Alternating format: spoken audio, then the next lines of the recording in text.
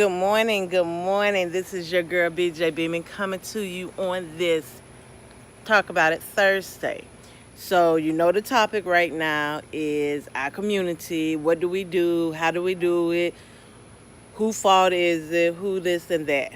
Well, I am coming to you to talk about mental health in the black community.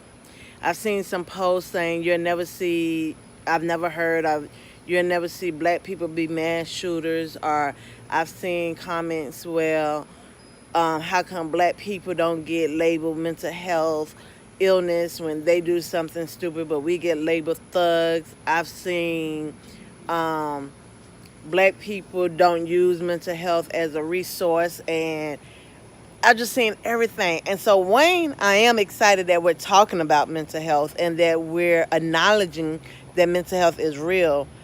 But what needs to be talked about, what needs to be said, is on the line of two things. One, black people are mass shooters. We went and shot up at a high school football game. He opened fired, he shot, he was aiming at certain people, but because they don't know how to shoot, because they don't know how to point, breathe, aim, and shoot their target, this to me is a mass shooting. Anytime a couple years ago, a kid went up to Reebok with a gun and opened fire, what do we call that? This is just my opinions, but hey, let's think about it and let's be real. So we are mass shooters. We, after a Pop Warner game, you went in an open area where some people was and you shot. You go to block parties and you shoot people. Come on. Are we really in denial, or are we just don't want to acknowledge who we are and what we do? We just don't make the news. The CNN news. We're not considered terrorists. We're considered thugs. But the reason that 16-year-old boy who probably has PTSD, who probably is reacting out of his environment, who is probably a child of an absentee parent, a parent that's in the prison system, or a parent that has lack of resources or knowledge for them.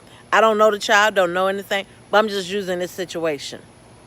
So those are three facts that I guarantee you at least 2 out of 3 he's experiencing.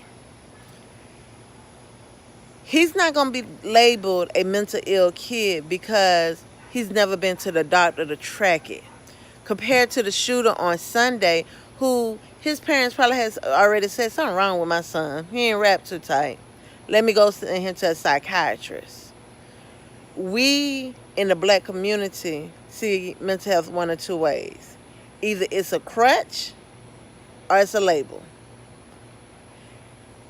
We don't see it as an opportunity to enhance and better ourselves. We don't see it as an opportunity to learn the whole wellness chart of who an individual is so they can become more, even in their illness. People with cancer still can function. People with AIDS still can function. People with mental illness still can function. So, yes, it's a health part of our mechanism that we need to develop. But at the same token, why are you interested in it? Do you want it so you can excuse yourself? Now, not justifying this shooter, but let's say he did receive psychiatric help at a younger age, and the parents did all they thought they can do. Just like that 16-year-old boy who shot up at Rains, parents probably thought they did all they can do. What's the difference? He has a track record.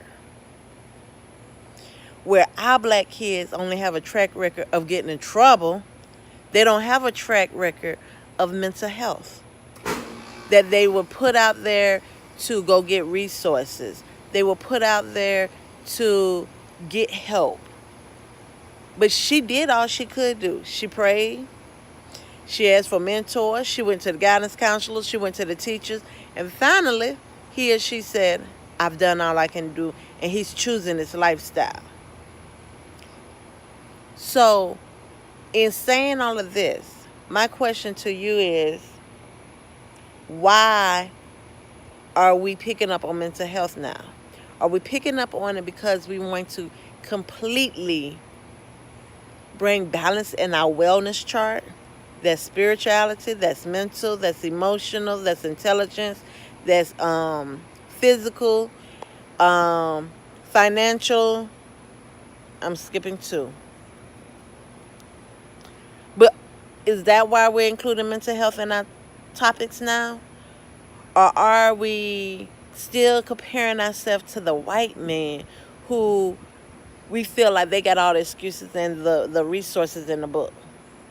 And so we want to use that as a blaming game now. Not. We can't blame JSO. We can't blame the parents. We can't blame the school system. Oh, so we're back to blaming the white man because our black boy got mental health issues. And nobody's there to help. And y'all not taking that into consideration. But the part is, we have black life coaches. We have black therapists. We have black psychiatrists. We have black social psychologists. But y'all not Googling to find the resources. When your kid is acting out, you're not going the extra mile. Are you making excuses for it?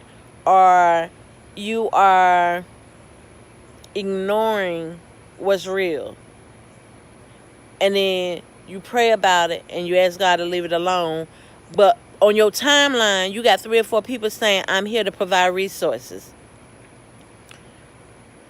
Or you're a teacher who might have started off studying psychology and they end up going and get in the education field. And you see the signs, but you just rather not do the paperwork to set this boy up or this child up to get testing. One time I heard about a kid that when he was younger, he was highly intelligent. He was this, he was that, but he was a little weird. And you felt, the person told me they felt he was going to end up dead or alive. I mean, dead or in jail. My question, I said, so as the educator, what did you do to prevent it? What was I supposed to do? Did you tell this mom? Did you put his mom to a side and say, hey, I see some characteristics in him? Or did you go to the guidance counselor? Or did you go to the principal and say, hey, this child has some characteristics in him that might put him at a higher risk? Because we all at risk. Let's be real. That put him at a higher risk to get caught up and easily influenced and led by a wrong crowd? Did you call and say, hey, here's some mentor agencies that can help your child? Or did you say, in 5 to 10 years, I'm going to see you on the news, dead or in jail? What did you say? What did you do? How did you handle it? So what I'm going to do, I'm going to compose over this weekend a resource list. And I'm going to put it on my Celebrating All of You page of black resources that you can use to help better you and your child or your family or yourself. Because let's start with it. We're stressed. We're emotionally tired. We're frustrated. We don't have all the answers. There's no handbook to this parenting thing. So, hey, how can I help myself? In the process, how can I help my child? Think about it. Let's talk about it. Keep talking about mental health. But I want you to talk about mental health with the mindset of whole, healthy living. Whole, healthy living is the key here. Don't talk about mental health because you're comparing yourself or you're comparing your kid or comparing a kid in the community to something that a white person is doing. Let's get past that. Look at mental health as you developing a whole wellness, healthy living lifestyle, people. Come on, it's real. You're acknowledging that it's real, but we're not using it to the best of our interests. This is your girl, BJ Beeman, telling you mental health is real, but together we can make a difference. Right now, I am pushing for to finish my 100 vision board workshop. We've done one. We service about 20 kids already. We need to service 80 more kids. We got right now roughly 65, 63 more slots that need to be filled. We're looking to do one in October, one in November, and two in December. Vision board workshops within the community at our high schools. I'm getting in our high schools. And we're going to make sure any kid who wants to develop a vision board has the opportunity. The goal is to bring this as an extra activity to all the kids in all the communities. But I need your help. So if you have $15 that you're willing to donate, that will sponsor one kid. You can send a cash out to $ celebrating all of you. You can follow us on Instagram, BJ Beeman. You can follow us on Snapchat, BJB1976. You can like our Celebrating All of You page. Website coming soon, but look, people, you and I together can make a difference. This is your girl, BJ Beeman, coming to you with Talk About It Thursday.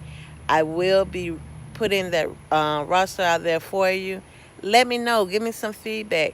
Tell me how I can help you acknowledge mental health is real and get the whole usage of where mental health can happen and play in your life. This is your girl, BJ Beeman. Love, joy, and peace.